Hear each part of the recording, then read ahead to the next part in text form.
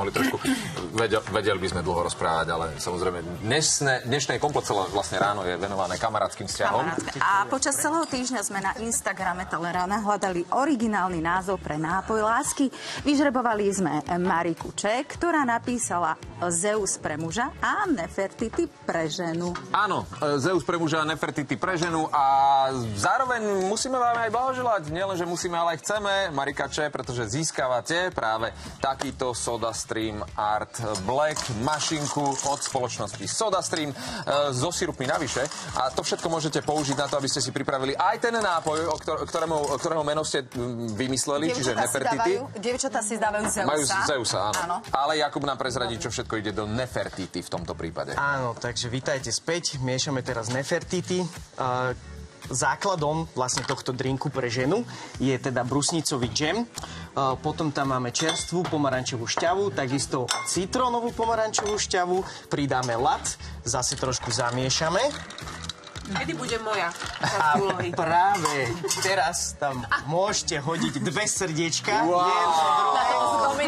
Dominika dostala úlohu, nedaj Ivanovič. A opäť spravíme taký krásny, nie citrónový, ale pomarančový zástrek. Prečo toto opaluješ, prosím ťa? Oh my God. Ono je to kvôli tým biterom. Áno, ako hudín, Úplne posledná vec, čo je jasné, že vatička, čo najprv si sypneme, teda dáme si najprv koktail bez vaty a potom aj s vatou. Sú to dve rôzne chute, takže nech sa páči. Na zdravie, dámy.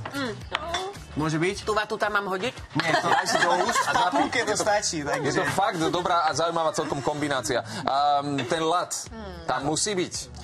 No, v tomto prípade by tam... Je to veľmi dobrá otázka, hej, pretože mal by tam byť, ale jasné, že sú aj ľudia, ktorí nemajú radi ten lat. Potom objem toho koktelu nebude taký vysoký, to je jasné, ale dopredu to treba povedať tomu hosťovi, alebo teda tomu klientovi, ktorý nechce ten lat, že to bude trošku menej. Aby nemal potom očakávanie, že... výrazné?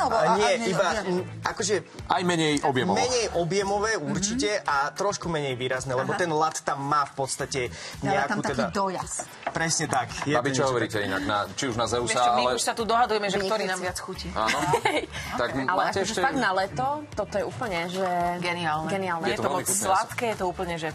Musím povedať, že ja som zatiaľ koštoval len Zeusa, a bol vynikajúci naozaj, takže tešíme sa na Nefertiti, uvidíme. A tešíme sa aj na tú ďalšiu polhodinu, tak sa pozrite, čo nás čaká.